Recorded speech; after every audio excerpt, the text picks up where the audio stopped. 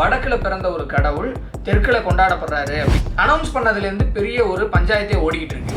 அப்போ தமிழர்களுக்கான கடவுள் தான் முருகன். இந்த முருகனுடைய வழிபாடு அப்படின்றது வடக்கிலையுமே இருந்தது. மகாசேனனுடைய தீவிர வழிபாட்டாளர்கள் அப்படின்னு சொல்லி அவங்கள குறிப்பிட்டு சொல்லிக்கிறாங்க.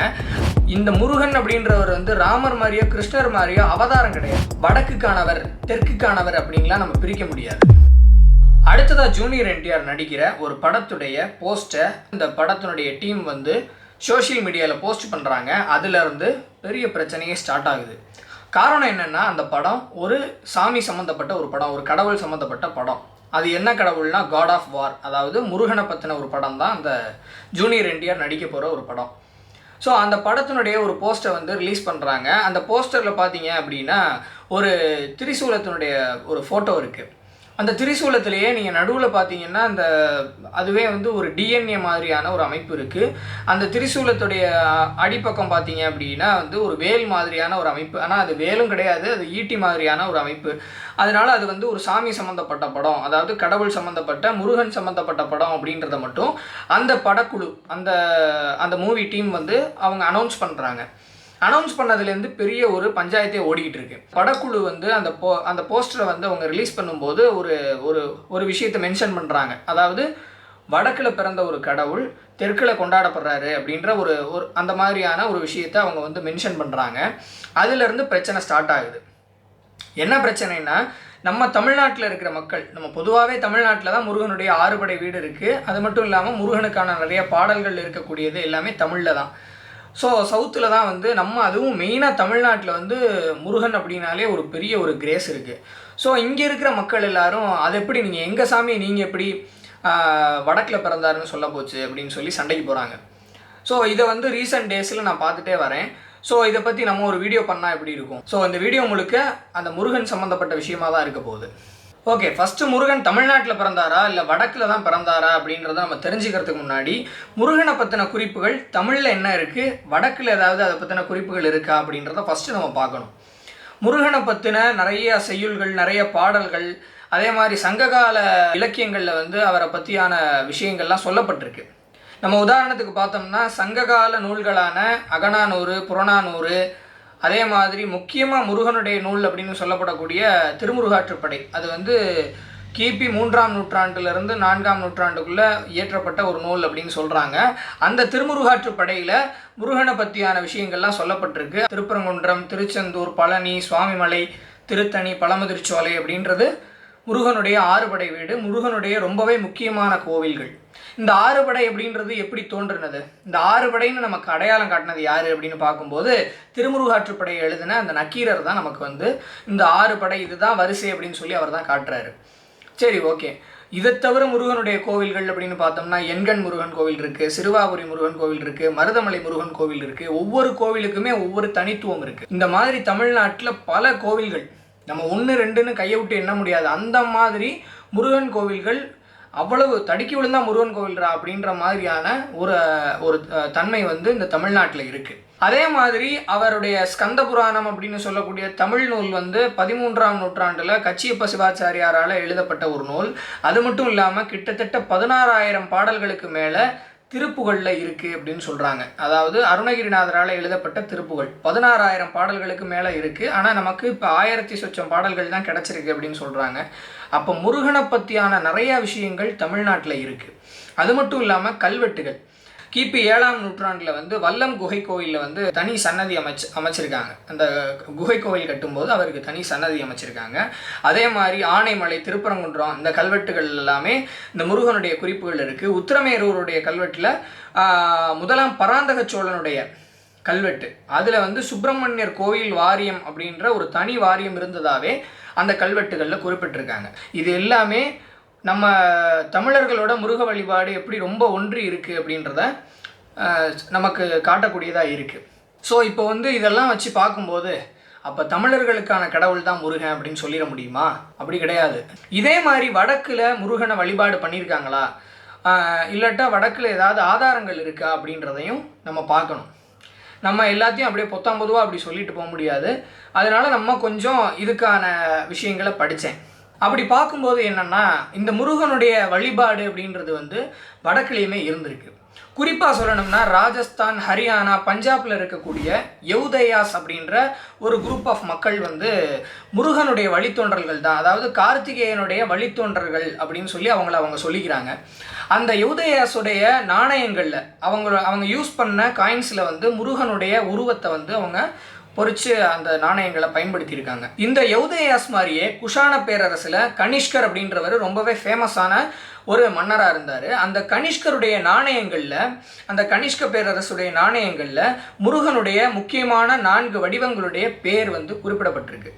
அதாவது ஸ்கந்தன், குமாரன், விசாகன், மகாசேனன் அப்படின்ற 4 பெயர்கள் கிரேக்க எழுத்துக்களால் பொறிக்கப்பட்டிருக்கு அப்படின்னு சொல்கிறாங்க. இதே மாதிரி இப்போ எப்படி நம்ம யௌதயாஸ் பார்த்தோம், அதே மாதிரி நெக்ஸ்ட் வந்தது வந்து குஷான பேரரசு. குஷான பேரரசு அப்படின்றது வந்து கிபி 1ஆம் நூற்றாண்டுலேருந்து 3ஆம் நூற்றாண்டு வரைக்கும் இருந்திருக்கலாம் அப்படின்னு சொல்கிறாங்க. அதுக்கடுத்ததாக பார்த்தோம்னா குப்த பேரரசு. குப்தர்களுடைய காலகட்டத்தில் என்னென்னா, குப்தர்கள் வந்து அந்த முருகனுடைய பேரையே அவங்களுடைய பேராகவே வச்சுருந்தாங்க. ஸோ அதில் நம்ம பார்க்கும்போது குமாரகுப்தன், ஸ்கந்தகுப்தன் இப்படின்லாமே பேர் வச்சுருந்துருக்காங்க. ஸோ அதில் வந்து முக்கியமாக ஸ்கந்தகுப்தருடைய ஒரு கல்வெட்டு, பிதாரி தூண் அப்படின்ற ஒரு தூணில் இருக்கக்கூடிய கல்வெட்டு. அதில் வந்து என்ன சொல்கிறாரு அப்படின்னா, ஹூணர்களை எதிர்த்து அவர் வந்து போர் புரிகிறாரு. அந்த போரில் அந்த ஹூணர்களை அவர் தோக்கடிக்கிறாரு. ஸோ ஜெயிச்சக்கப்புறமா இந்த ஸ்கந்தகுப்தர் வந்து அந்த கல்வெட்டில் என்ன எழுதுறாரு அப்படின்னா, இப்போ எப்படி நம்ம ஸ்கந்த புராணத்தில் வந்து ஒரு விஷயத்தை பார்க்குறோம்.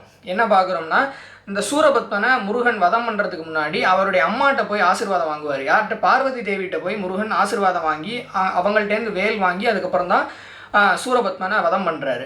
அதே மாதிரி ஸ்கந்தகுப்தர் வந்து இந்த ஹூணர்களை ஜெயிச்சாரு அப்படின்னு சொல்லி அந்த கல்வெட்டில் எழுதப்பட்டிருக்கு. அந்த மகாசேனன் மாதிரியே இவங்களும் பண்ணியிருக்காங்க, ஸ்கந்தன் மாதிரியே இவங்களும் அவங்க அம்மாவுடைய ஆசீர்வாதத்தோட இந்த அவங்களுடைய எதிர்களை வீழ்த்தியிருக்காங்க அப்படின்ற மாதிரியான கல்வெட்டு குறிப்புகள் அந்த பிதாரி தூணில் இருக்குது அப்படின்றத சொல்கிறாங்க. அதே மாதிரி ஆந்திராவில் வந்து நாகார்ஜுனகொண்டா அப்படின்ற ஒரு இடத்துல, அதாவது கிபி 3ஆம் நூற்றாண்டு, இப்போலேருந்து கிட்டத்தட்ட ஒரு 1700 வருஷத்துக்கு முன்னால் அந்த ஆந்திராவில் இருக்கக்கூடிய ஒரு கல்வெட்டு. அங்கே இருக்கிற கல்வெட்டில் என்ன சொல்லியிருக்காங்க அப்படின்னா, மகாசேனனுடைய தீவிர வழிபாட்டாளர்கள் அப்படின்னு சொல்லி அவங்கள குறிப்பிட்டு சொல்லிக்கிறாங்க. போருக்கெல்லாம் கடவுள் அப்படின்றதுனால அவரை மகாசேனாதிபதி அப்படின்னு அவர் சொல்லுவாங்க. ஸோ அந்த மகாசேனாவின் அருளை பெற்றவர்கள் அப்படின்ற ஒரு வாசகம் அங்கே இருக்கக்கூடிய கல்வெட்டில் இருக்குது. ஸோ இது வந்து கல்வெட்டு ஆதாரம், சாதாரண ஆதாரம் கிடையாது. கல்வெட்டில் ஆதாரமாக இருக்கணும் அப்படின்னா அங்கே எப்படி அந்த முருக வழிபாடுன்றது அவங்களோட ஒன்று இருந்திருக்கு அப்படின்றத நம்மளால் புரிஞ்சுக்க முடியுது. ஸோ இதெல்லாம் வச்சு பார்க்கும்போது முருக வழிபாடு அப்படின்றது வந்து தமிழ்நாட்டில் மட்டும் கிடையாது, வடநாட்டிலையுமே, வட இந்தியாவிலையுமே முழுக்க பரவி இருந்தது அப்படின்னு சொல்லப்படுது.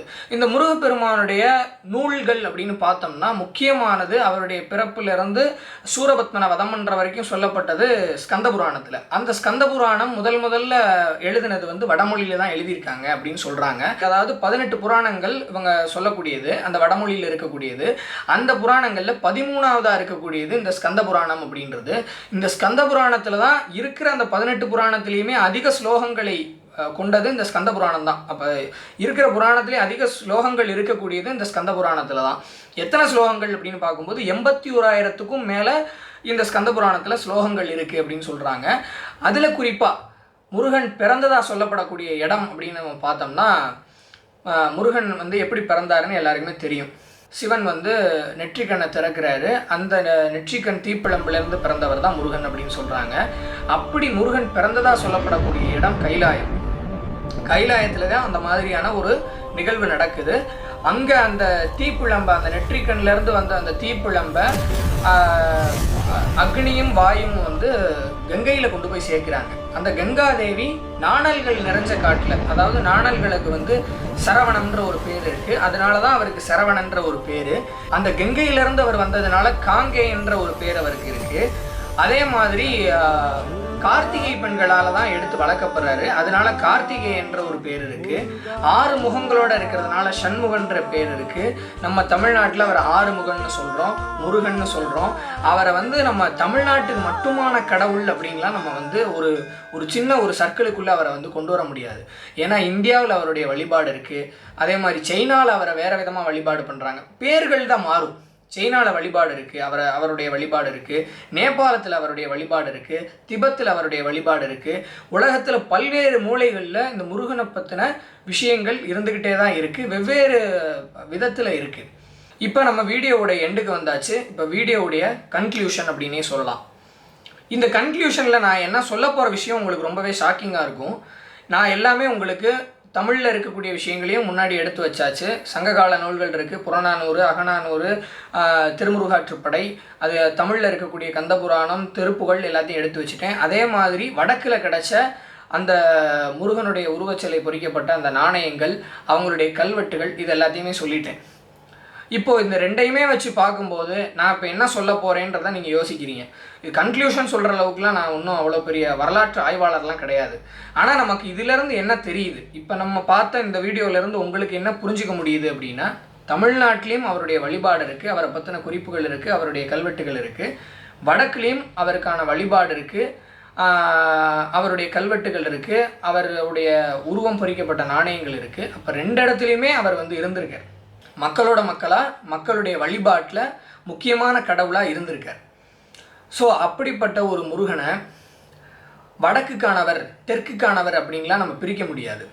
ஒரே ஒரு விஷயம், இந்த முருகன் அப்படின்றவர் வந்து ராமர் மாதிரியோ கிருஷ்ணர் மாதிரியோ அவதாரம் கிடையாது.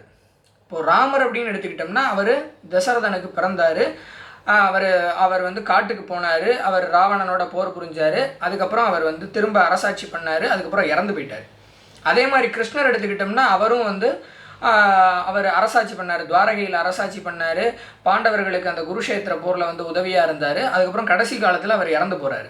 ஆனால் முருகன் வந்து அவங்கள மாதிரி அவதாரம் கிடையாது, ராமர் மாதிரியோ கிருஷ்ணர் மாதிரியோ அவதாரம் கிடையாது. முருகன் வந்து கடவுள். கடவுளுக்கு பிறப்பும் இல்லை, இறப்பும் இல்லை. அருணகிரிநாதருடைய ஒரு பாடலில் எடுத்துக்கிட்டிங்க அப்படின்னா, பெம்மான் முருகன் பிறவான் இரவான்ற ஒரு வார்த்தையை சொல்லுவார். கடவுளுக்கு பிறப்பும் கிடையாது, இறப்பும் கிடையாது. அப்படிப்பட்ட கடவுளுக்கு நம்ம ஒரு பிறப்புக்கான ஒரு கதையை எழுதியிருக்கோம். அது சொல்லப்பட்டதுக்கான காரணம் என்னன்றது கூட நமக்கு தெரியாது. எதனால் வந்து சிவனுடைய நெற்றிக்கண்ணிலேருந்து அவர் பிறந்தாருன்னு சொல்கிறாங்க. சிவனுக்கு வந்து 5 முகங்கள் இருக்கிறதா சொல்கிறாங்க. அதாவது சத்யோஜாதம், வாமதேவம், அகோரம், தத்புருஷம், ஈசானம் அப்படின்னு ஒரு 5 முகம் சொல்கிறாங்க. அதில் வந்து 6வது சேர்ந்த முகம் தான் அதோ முகம், அதுதான் முருகனாகிறாரு அப்படின்னு சொல்லி இந்த மாதிரிலாம் ஒரு தத்துவங்கள்லாம் இருக்குது. நமக்கு ஏன் இந்த தத்துவங்கள், இந்த கதைகள் சொல்லப்பட்டது அப்படின்னு தெரியாது. இப்போது உங்களுக்கு புரிகிற மாதிரி ஒரு சின்ன ஒரு கதை சொல்கிறேன். அதாவது சிவனுடைய ஒரு கதை இது. சிவன் வந்து ஒளி வடிவம் எடுத்து நிற்கிறாரு, அவருடைய அடிமுடி காணக்கூடிய அந்த ஒரு கதை. அதில் வந்து பிரம்மா வந்து அவருடைய உயரம் என்ன, அவருடைய மேல் பகுதி எங்கே இருக்குது, நான் அதை பார்த்துருவேன் அப்படின்னு சொல்லிட்டு அவர் அன்னப்பறவை மேலே போகிறாரு. விஷ்ணு வந்து பன்றியா உருவெடுத்து அவருடைய அடியை காண்றதுக்காக போகிறாரு. இப்போது இந்த கதையை வந்து நமக்கு சொல்லிட்டாங்க, ஆனால் அவங்க 2 பேராலையும் கண்டுபிடிக்க முடியல அப்படின்னு சொல்லிட்டாங்க. ஆனால் அதில் பிரம்மா மட்டும் பொய் சொன்னதாக சொல்கிறாங்க. அதாவது பொய் சொல்கிறாரு, அதனால் பிரம்மாவுக்கு வந்து சிவன் சாபம் கொடுத்துட்றாரு அப்படின்லாம் சொல்கிறாங்க. ஆனால் லிட்ரலாக இந்த கதையில் இருக்கக்கூடிய அர்த்தம் என்ன அப்படின்றத நம்ம பார்த்தோம்னா, விஷ்ணு அப்படின்றது தனத்துக்கான, அதாவது செல்வத்துக்கான ஒரு கடவுளாக இருக்கார். ஏன்னா அவருடைய மனைவின்னு பார்க்கும்போது மகாலட்சுமி, அவங்க வந்து செல்வத்துக்கான ஒரு கடவுள். அதே மாதிரி பிரம்மான்னு எடுத்துக்கிட்டோம்னா அவருடைய மனைவி சரஸ்வதி. ஸோ அவர் வந்து ஒரு அறிவுக்கான கடவுள் அப்படின்ற மாதிரி நம்ம எடுத்துக்கலாம். இப்போ இதில் சிவனாக சொல்லப்படக்கூடியவர் வந்து பிரம்மம் அப்படின்னு நம்ம எடுத்துக்கலாம், அதாவது இறைவன். அந்த இறைவனை வந்து நம்ம அவருடைய விஷயத்தை தெரிஞ்சுக்கணும் அப்படின்னா, அதாவது உண்மையிலேயே சிவத்தை நம்ம தெரிஞ்சுக்கணும் அப்படின்னா செல்வத்தினாலையும் அறிவுனாலையும் அதை அறிய முடியாது அப்படின்றது தான் இந்த கதை நமக்கு சொல்ல வருது. ஸோ ஒவ்வொரு கதையுமே இந்த மாதிரியான தத்துவங்களை நமக்கு சொல்கிறதுக்காக தான் உருவாக்கப்பட்டது. அப்படி பார்க்கும்போது கந்தபுராணமுமே அந்த மாதிரி தான். முருகனுடைய பெருமைகளையும் முருகனுடைய அதாவது அந்த கௌமாரம் அப்படின்ற அந்த தத்துவத்தை நமக்கு சொல்கிறதுக்காக தான் இந்த ஸ்கந்த புராணத்தை உருவாக்கியிருக்காங்க. அப்போது அதில் இருக்கக்கூடிய தத்துவம் என்ன அப்படின்றத நம்ம தெரிஞ்சுக்கிறதுக்கு முயற்சி பண்ணணும். ஸோ மக்களே, நீங்கள் எல்லோரும் சோஷியல் மீடியாவில் சண்டை போகிறத விட்டுட்டு கண்டிப்பாக முருகனுடைய கதைகளெல்லாம் எடுத்து திரும்ப படிக்க ஆரம்பிங்க. அந்த கதை எதுக்காக சொல்லப்பட்டது, அந்த கதையில் இருக்கக்கூடிய தத்துவம், அந்த கதை மூலமாக அவங்க சொல்ல வர தத்துவம் என்ன அப்படின்றத புரிஞ்சுக்கிறதுக்கு முயற்சி பண்ணுங்கள். நானும் அந்த கதைகளை திரும்ப திரும்ப படிக்கிறேன், நீங்களும் அந்த கதைகளை திரும்ப திரும்ப படிங்க. அதிலேருந்து ஏதாவது விஷயம் தெரிஞ்சது அப்படின்னா கண்டிப்பாக கமெண்ட்டில் சொல்லுங்கள், உங்களுடைய கமெண்ட்டை பின் பண்ணுறேன். இதே மாதிரி ஒரு நல்ல பதிவோடு உங்களை திரும்ப வந்து சந்திக்கிறேன். அது வரைக்கும் signing off from Madhavan. Bye.